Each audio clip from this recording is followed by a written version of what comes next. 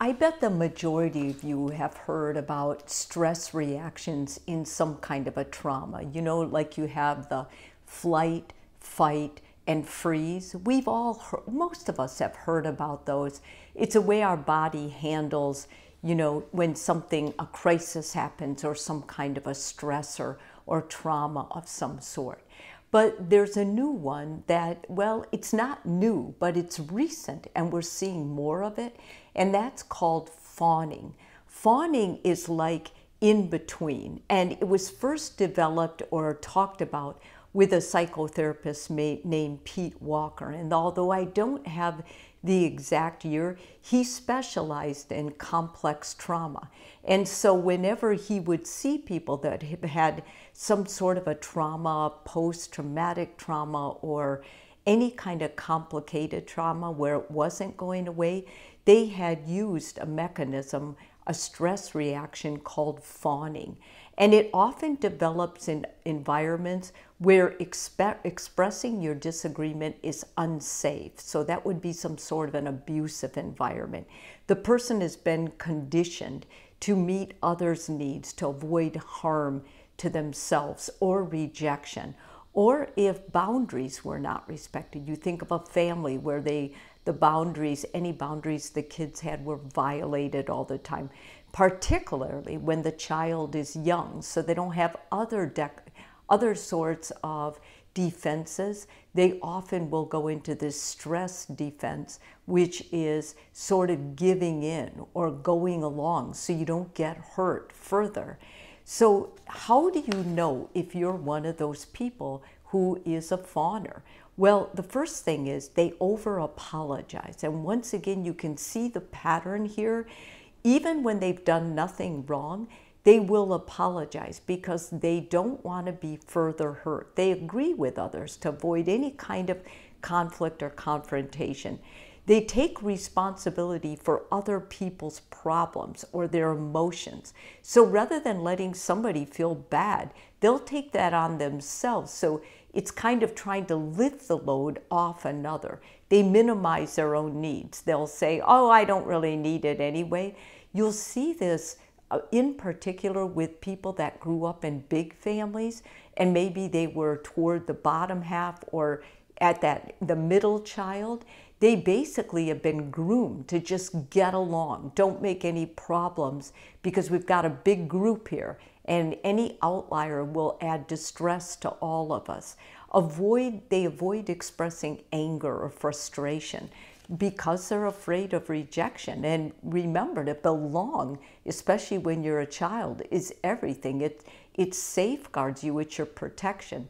They feel anxious when someone is upset. They're not comfortable if anybody around them is uncomfortable or anxious, and they really struggle to say no. Most of the time, these people are doing all sorts of things because they couldn't protect their own boundary and they couldn't say no. So why exactly do people fawn? Well, they're usually people that have a complex PTSD.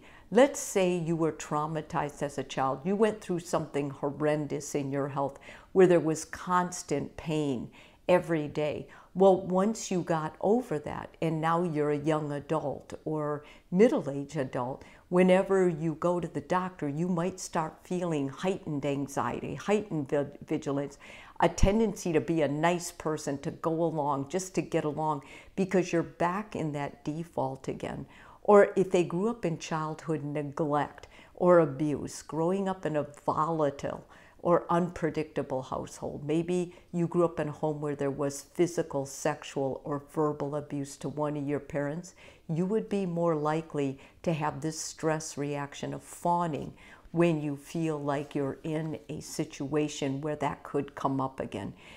If you're in any kind of a toxic or abusive relationship, sometimes people going through a divorce, the divorce is so traumatic, the marriage was traumatic, and it takes them years to work through this to be able to muster up the courage to say no and protect their own needs. So is there counseling for this or help, or do you have to live with this? Basically, there's a lot of good therapeutic approaches. it's hard to get over this on your own, because to go back to the default is so much safer. And let's face it, things happen all the time.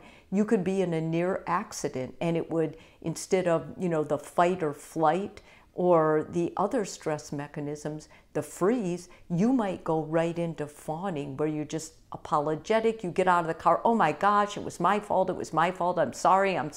And it wasn't your fault. But because you're trying to just avoid any problems, take on anybody else's distress, you would have that reaction. Here is what I recommend for therapy. The first thing is you have to increase your self-awareness.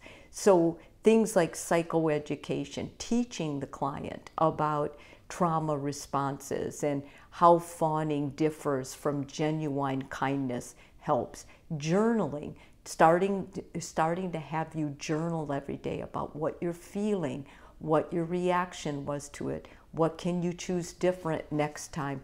Mindfulness practices, so just being still and being okay. Maybe you know someone who's upset, maybe they're even upset with you. Being able to not respond to that, but rather just to sit with it, feel it, and let it go, knowing that you are not in charge of them, is really going to help. Rebuilding a sense of self. So values clarification, going through how valuable you are, identifying what you truly believe, and especially for yourself, your confidence, your identity work, exploring new hobbies, preferences, and having an opinion, actually having an opinion and someone else valuing your opinion. And then there's the inner child work. I think working on who you were at that time, realizing you're not that person anymore.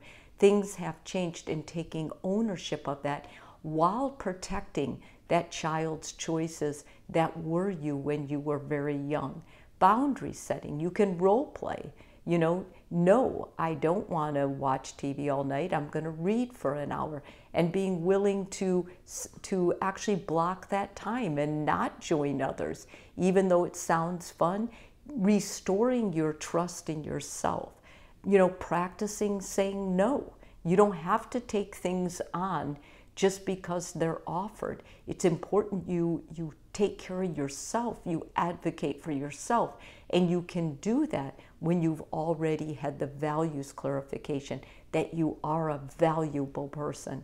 And then gradual exposure to situations where you will practice saying no in real life, where you will advocate for yourself, where you will, role play, being able to be a confident person, responding with confidence, rather than trying to be someone who just says whatever to get along.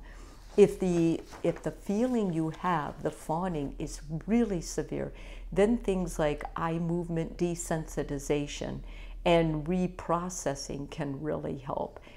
Internal family systems work, understanding the fawn part as a protective mechanism and not a flaw for you.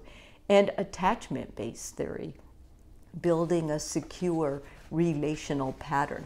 And these are things therapists do all the time with their clients in little ways. It's not like you need a whole session for each of those. It's little things you can bring in, little exercises that you can practice that are going to help. I think going forward, the way you'll know that you're really getting healthy is you're going to be able to express your needs without feeling fear, maintaining healthy, reciprocal relationships, not where you're taking the load, but where the load is shared, and feeling safe with who you are. You don't have to change to accommodate others. You are whole and good, and just as you are enough. If this video is helpful for you, please subscribe. And if you're already a subscriber, thank you so much.